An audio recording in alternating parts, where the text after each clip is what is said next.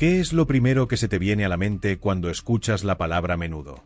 Tal vez sea esa imagen icónica de 5 jovencitos con pantalones brillantes, cabello perfectamente peinado y sonrisas que conquistaron el mundo entero. O quizás sea aquella melodía inconfundible que sonaba en cada radio, en cada cassette, en cada cumpleaños de los años 80. O puede ser el nombre de un muchacho flaco de Puerto Rico que más tarde se convertiría en uno de los artistas más grandes del planeta. Menudo no fue simplemente una banda de pop latino. Menudo fue un fenómeno cultural sin precedentes. Fue la primera boy band del mundo hispano, el primer grupo juvenil en conquistar tanto a América Latina como a los Estados Unidos, el primer proyecto musical que convirtió a niños de barrio en superestrellas mundiales. Pero detrás del brillo, detrás de los escenarios y los aplausos y los millones de fanáticas que gritaban hasta quedarse sin voz, había historias humanas. Hoy, en este vídeo, queremos hacer un homenaje profundo y sincero a 3 de esos integrantes que alguna vez fueron parte de la magia de Menudo y que ya no están entre nosotros. Pero antes de llegar a ellos, necesitamos entender de dónde vino todo esto. Necesitamos hablar de Menudo, su nacimiento, su evolución, su leyenda. Entonces deja tu like en el vídeo, suscríbete al canal y activa la campanita de notificaciones para recibir más vídeos como este. Vamos a comenzar. Para entender a Menudo, hay que entender a un hombre, Edgardo Díaz.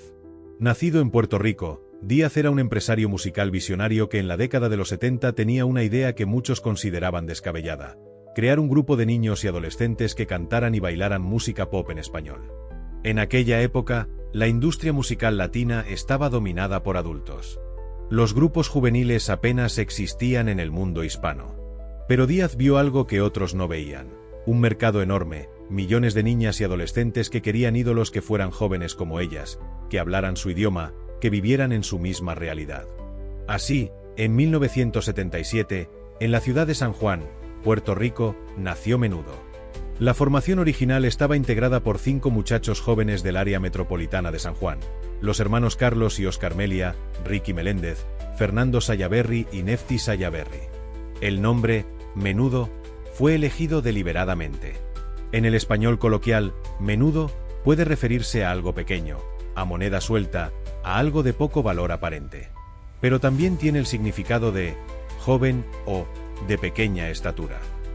Era un nombre que capturaba perfectamente la esencia del grupo: jóvenes, pequeños, pero con una energía y un talento que pronto demostraría que no había nada de pequeño en ellos. Los primeros años fueron difíciles. El grupo lanzó algunos sencillos que tuvieron éxito moderado en Puerto Rico, pero la consagración no llegó de inmediato. Edgardo Díaz trabajó incansablemente, puliendo el sonido del grupo, desarrollando la imagen, creando la maquinaria que eventualmente convertiría a Menudo en un fenómeno global. Uno de los elementos más únicos y a la vez más controvertidos de Menudo fue su sistema de membresía. Edgardo Díaz estableció desde el principio una regla clara y sin excepciones: cuando un integrante cumpliera 16 años, comenzaba a ser demasiado mayor para el grupo. Y cuando llegaba a los 18 o 19 años, tenía que retirarse. La lógica era simple pero brillante desde el punto de vista comercial: Menudo siempre tenía que mantenerse joven. Siempre tenían que ser los chicos adolescentes que las fans podían admirar sin que la brecha de edad se volviera incómoda. La juventud era parte del producto, parte de la marca. Este sistema significó que a lo largo de las décadas, Menudo tuvo docenas de integrantes diferentes. Algunos estuvieron solo 1 o 2 años.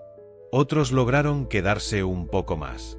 Y cada vez que uno se iba, llegaba un nuevo joven lleno de energía y talento para ocupar su lugar. Las audiciones para Menudo se convirtieron en eventos masivos. Miles de niños y adolescentes de toda América Latina soñaban con ser el próximo integrante. Era, en todos los sentidos, la versión latina del sueño americano musical. Pero este sistema también tuvo un lado oscuro que con el tiempo saldría a la luz. Muchos de los exintegrantes revelaron que la presión de mantenerse jóvenes, de no poder crecer, de estar constantemente en el ojo público durante sus años más formativos, dejó cicatrices emocionales profundas. Varios de ellos han hablado de cómo perdieron su niñez, de cómo no pudieron tener una vida normal, de cómo el mundo de los adultos los consumió antes de que estuvieran preparados para él. A principios de los años 80, Menudo comenzó a despegar de verdad. La llegada de nuevos integrantes como Miguel Cancel y Johnny Lozada renovó la energía del grupo, y el sonido evolucionó hacia un pop más accesible, con melodías pegadizas y letras románticas perfectas para el público adolescente. En 1981, lanzaron Súbete a mi moto, una canción que se convertiría en uno de los himnos más reconocibles de la música pop latina de todos los tiempos. La canción fue un éxito inmediato y masivo, y catapultó a Menudo a un nivel de fama que nadie había anticipado completamente. Súbete a mi moto era perfecta para su momento.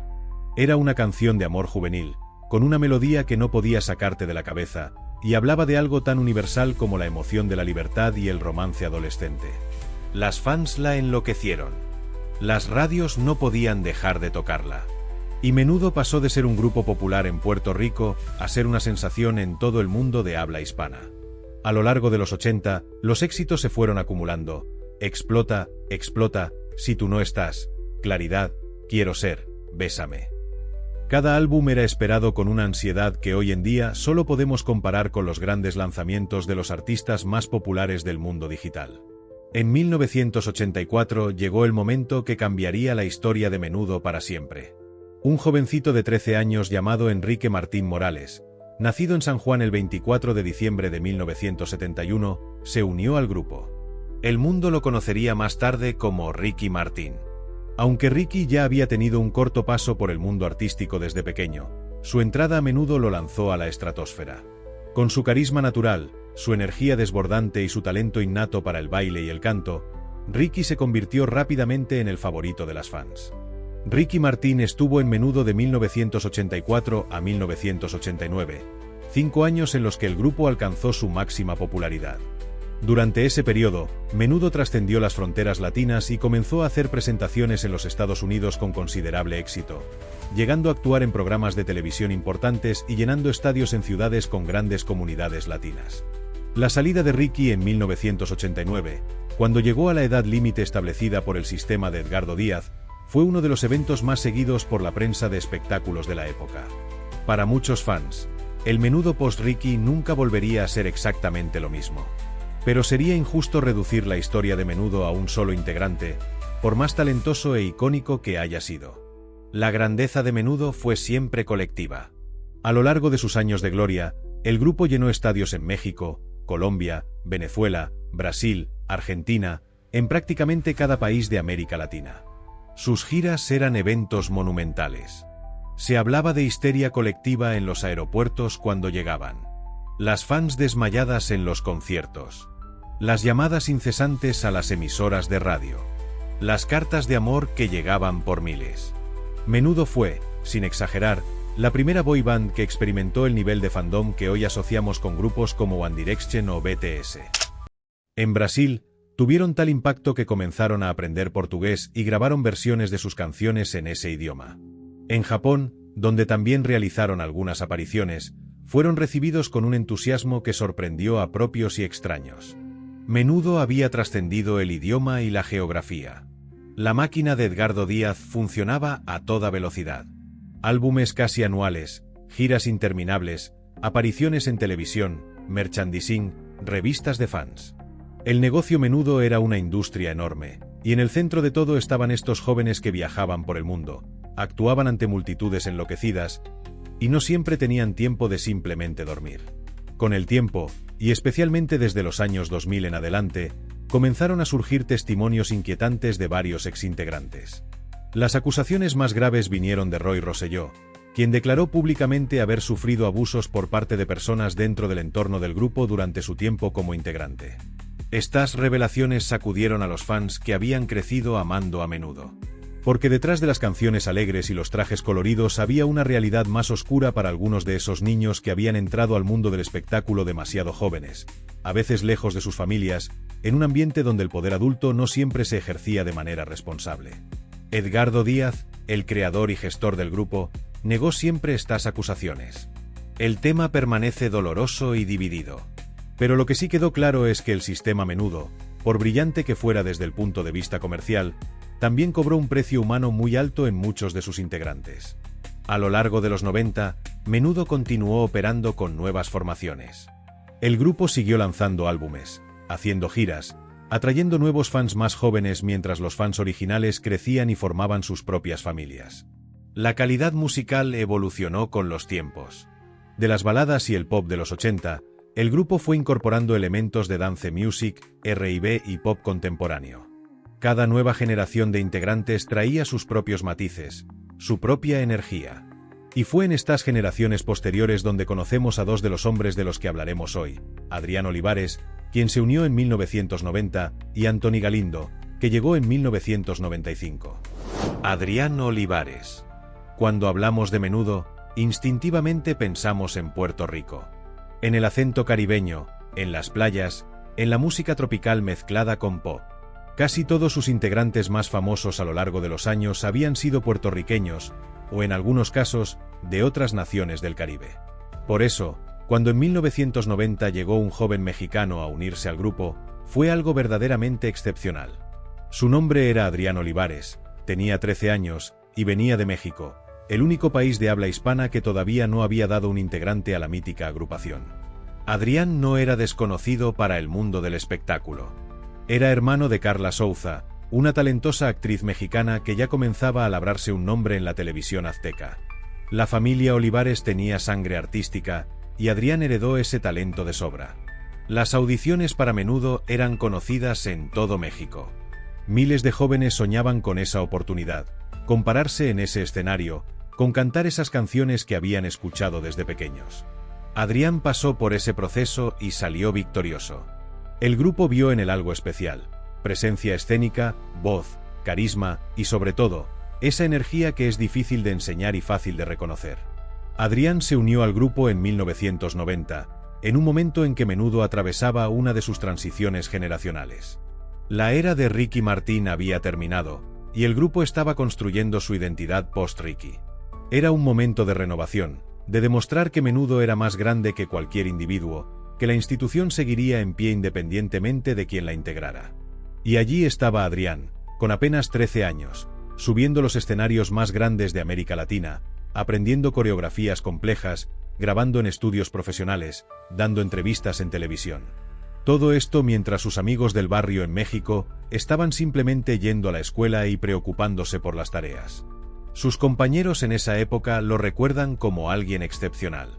Sergio Blas, quien compartió escenario con él, lo describió como alguien que era muy maduro para su edad y que tenía un carisma inigualable.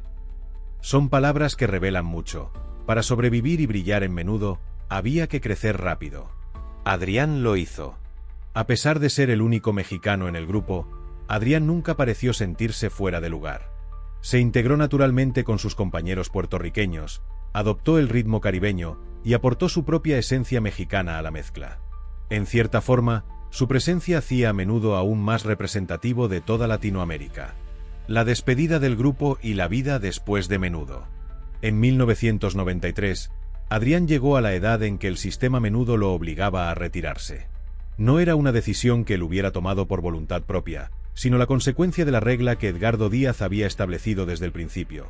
Los integrantes tenían que ser jóvenes, y cuando la juventud se acababa, llegaba el momento de pasar la posta.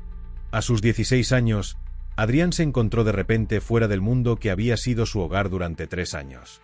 Para un adolescente, 3 años son una eternidad. Había pasado su adolescencia temprana viajando por el mundo, actuando ante multitudes, viviendo en una burbuja de fama y trabajo constante. Y de repente, todo eso terminó. La transición fue difícil para muchos exintegrantes de Menudo. El mundo real, después del mundo Menudo, puede parecer mundano y gris. La adrenalina de los escenarios no se reemplaza fácilmente con la rutina cotidiana. Y la pregunta, ¿qué sigue?, no siempre tiene una respuesta clara. Con el tiempo, Adrián buscó su camino fuera de los reflectores. A diferencia de algunos de sus excompañeros que continuaron en la industria musical o del entretenimiento, Adrián eligió una vida más tranquila, más privada. Se alejó gradualmente del escenario público, construyendo una existencia lejos de las cámaras. No sabemos todo sobre los años que siguieron a su salida de Menudo. Sabemos que mantuvo contacto con algunos de sus excompañeros, que el vínculo forjado en esos años de giras y conciertos es difícil de borrar. Pero la gran estrella mediática se había transformado en un hombre común, con una vida común, que portaba dentro de sí ese pasado extraordinario.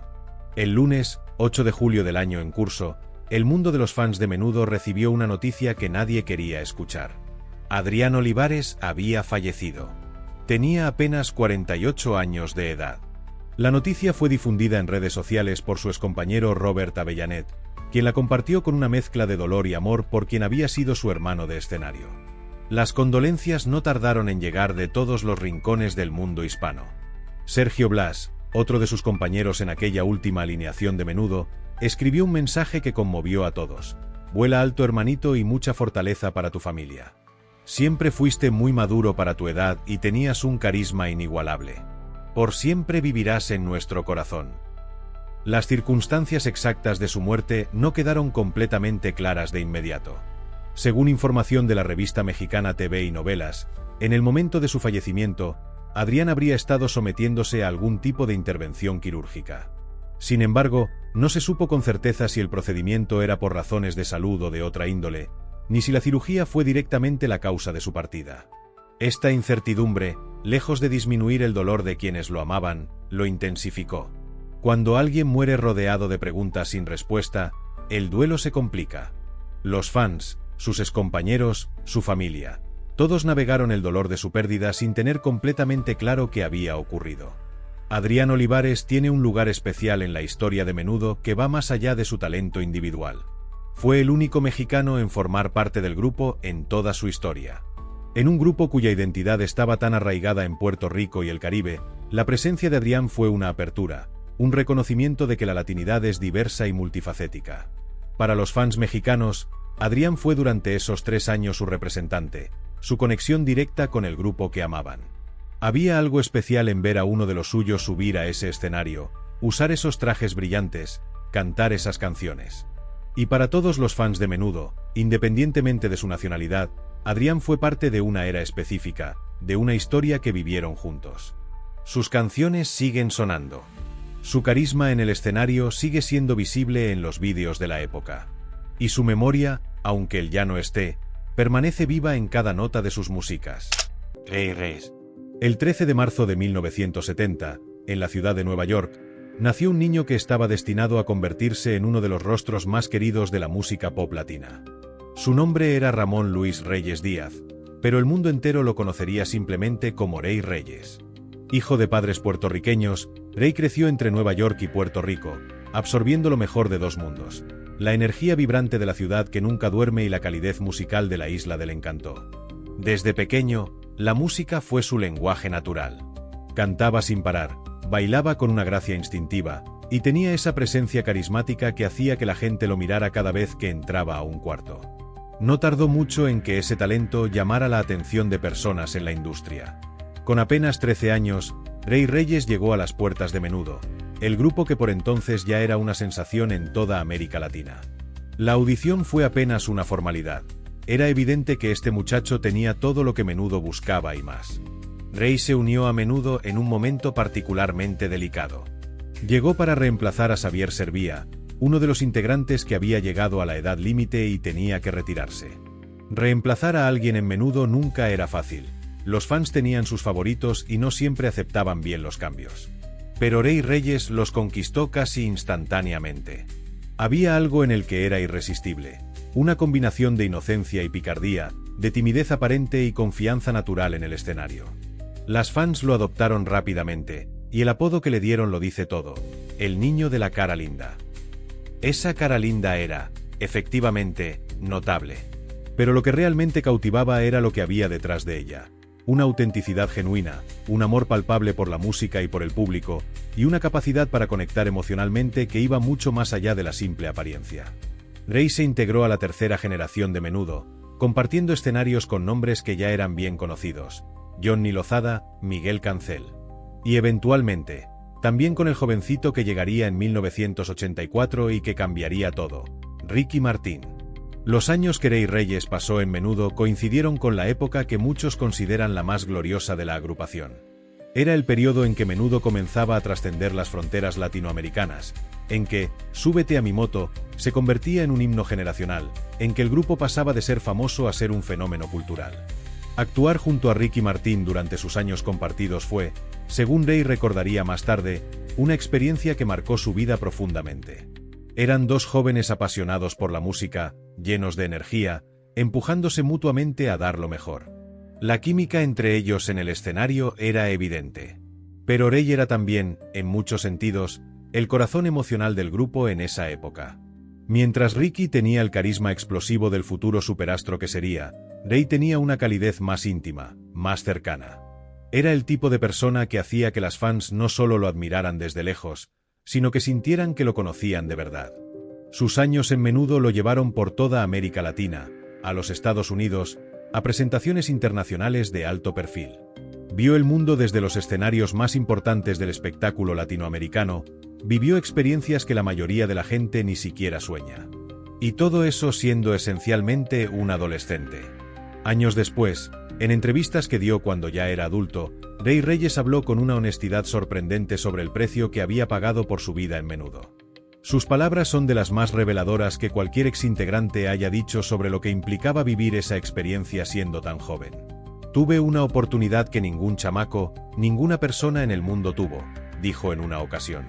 Pero si lo veo ahora, yo perdí muchas cosas. Yo soy un hombre de casi 50 años, pero yo soy un nene.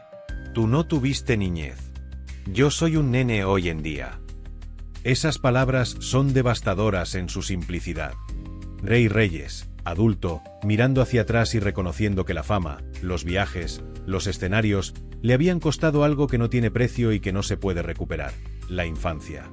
El tiempo de simplemente jugar, de equivocarse sin que el mundo entero lo vea, de crecer sin la presión de ser una estrella.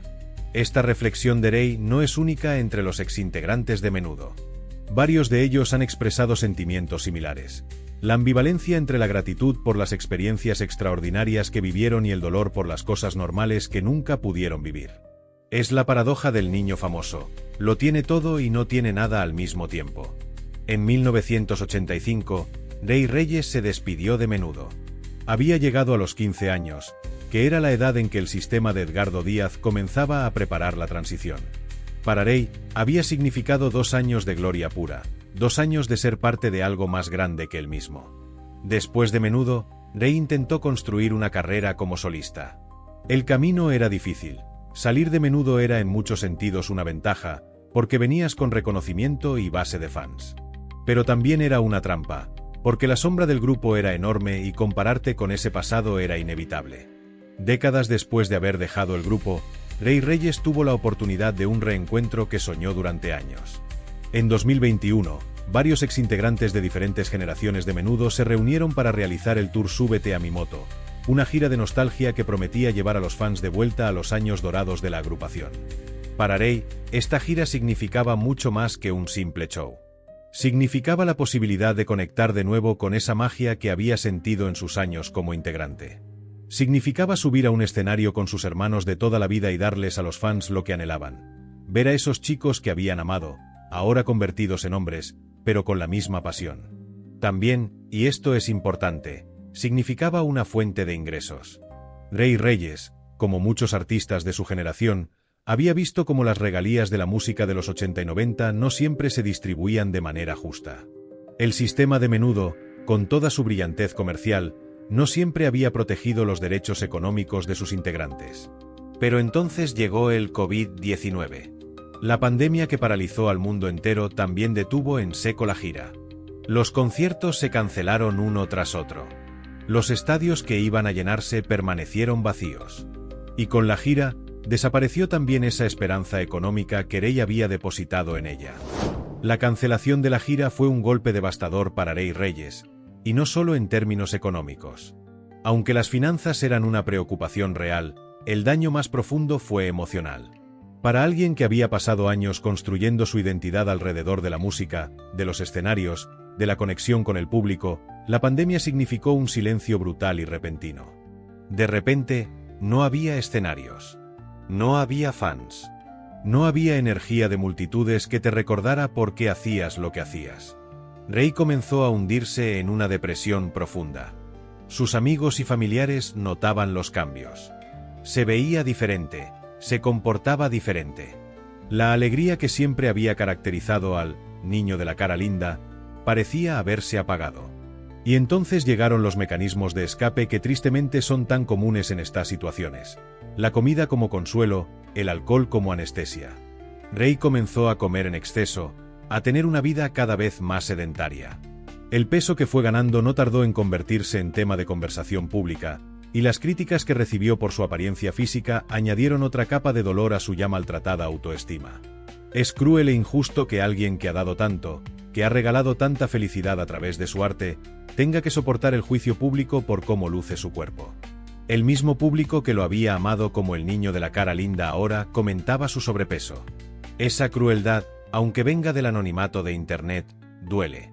Pero había algo más, algo que Ray mantuvo en silencio durante mucho tiempo.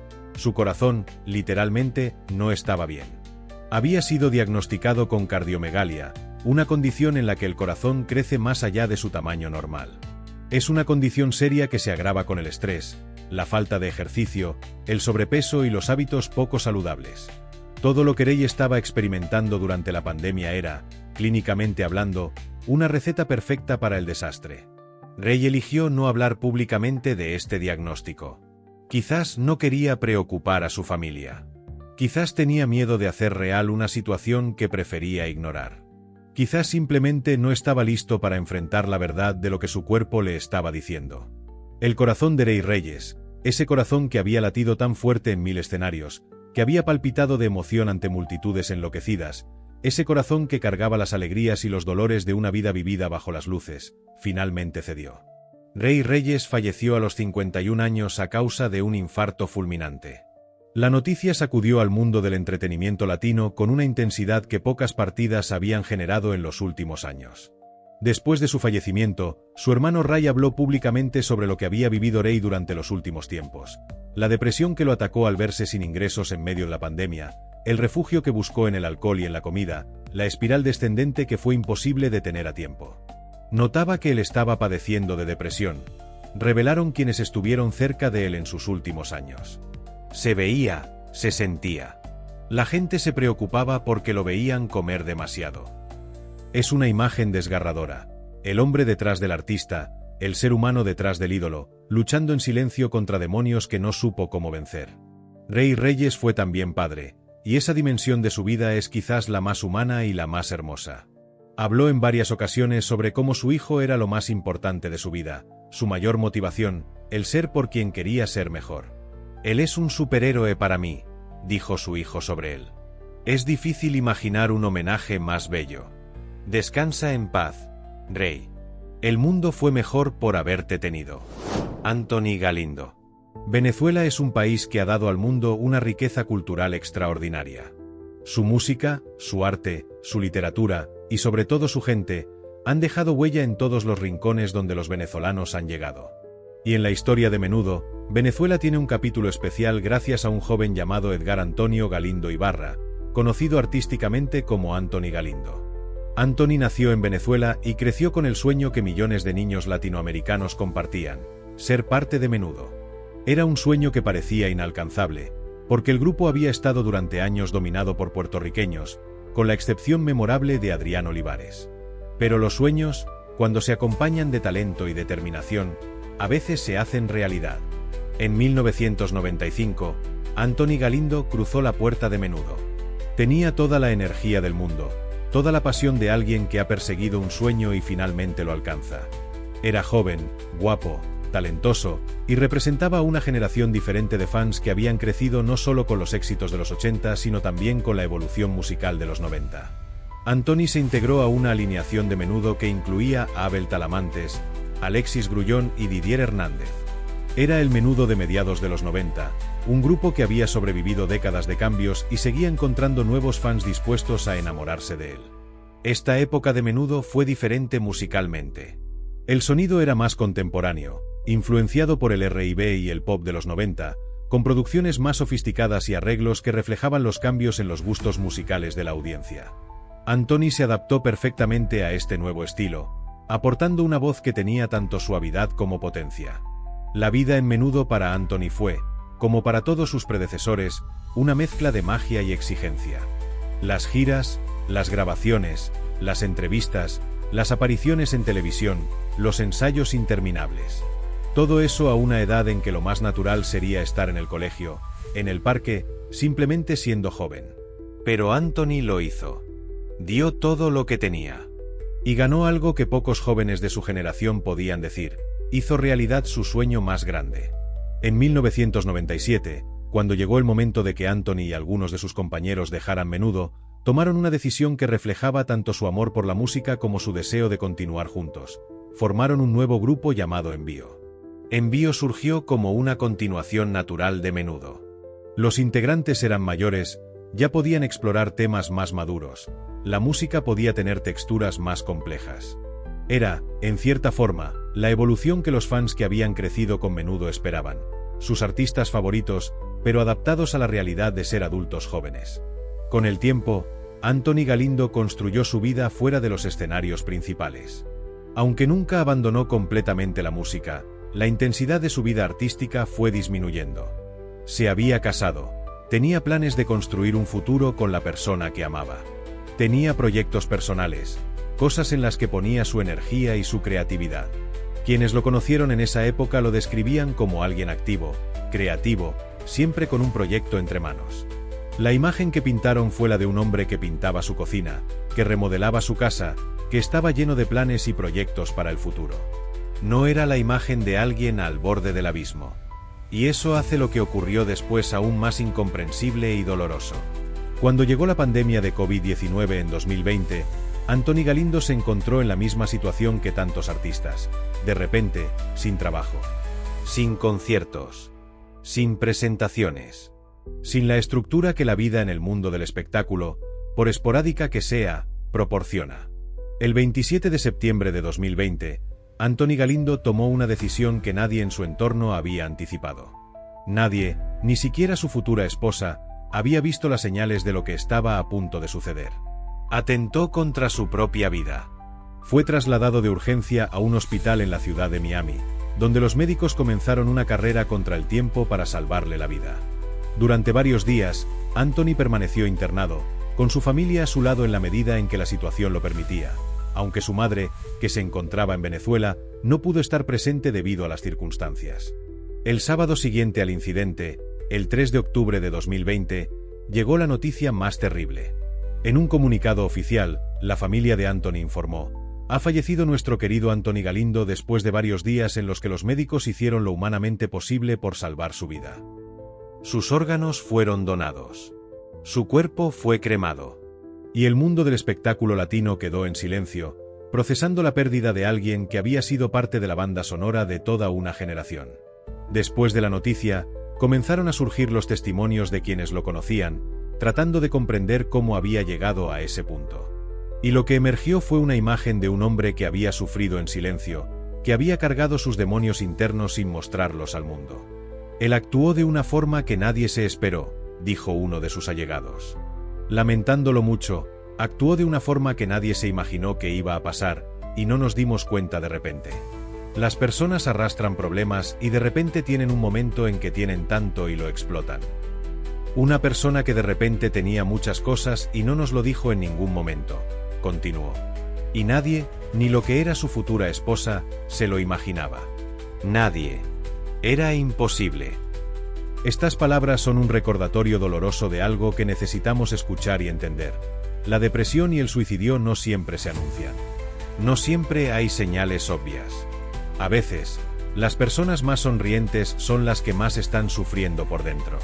A veces, la fachada de una vida aparentemente normal esconde un dolor que está más allá de lo que los ojos pueden ver. Anthony Galindo tenía 41 años. Tenía planes. Tenía amor. Tenía talento.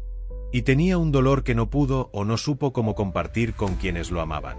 La historia de Anthony Galindo, y también en parte la de Rey Reyes, nos obliga a hacer una reflexión importante sobre la salud mental en la industria del entretenimiento. Estos hombres fueron niños que entraron a un mundo de adultos a una edad en que aún estaban formando su identidad. Crecieron bajo presión constante, viajando sin descanso, actuando sin parar. Aprendieron a hacer feliz a otros. Pero no siempre tuvieron los recursos emocionales o el apoyo para procesar lo que sentían. Anthony Galindo dejó una música que sigue sonando. Dejó recuerdos en el corazón de los fans que lo amaron tanto en su época de Menudo como en su trabajo con Envío. Y dejó, tristemente, una lección sobre la importancia de hablar, de buscar ayuda, de no cargar solos el peso de los dolores que nos aplasta. Su vida fue corta pero llena. Cumplió su sueño de ser parte de Menudo. Hizo música que emocionó a miles. Amó y fue amado. Y aunque su partida fue devastadora, podemos honrarlo asegurándonos de que su historia, en lugar de convertirse solo en una estadística, se convierta en una invitación, a cuidar a quienes amamos, a preguntar cómo están de verdad, a crear espacios donde el dolor pueda hablarse sin miedo al juicio. Quienes crecieron en los años 80 y 90 escuchando a Menudo no estaban simplemente escuchando música. Estaban formando sus primeros recuerdos musicales, descubriendo el amor, soñando con sus propios futuros. Las canciones de Menudo fueron la banda sonora de momentos que ya nunca volverán. El primer crush, la primera fiesta de 15 años, el primer cassette que escuchaste hasta que se desgastó la cinta. Adrián Olivares, Rey Reyes y Anthony Galindo fueron tres hombres muy diferentes. Venían de países distintos, de épocas distintas del grupo, de historias personales distintas. Pero compartieron algo fundamental, la experiencia de ser parte de Menudo, con todo lo que eso implicaba. Y que sus canciones, que siguen sonando en radios, en plataformas digitales, en la memoria de millones de fans, sean el testamento más hermoso de que estuvieron aquí, que importaron, que dejaron su huella en este mundo. Descansen en paz, hermanos. El mundo fue más rico y más alegre por haberlos tenido.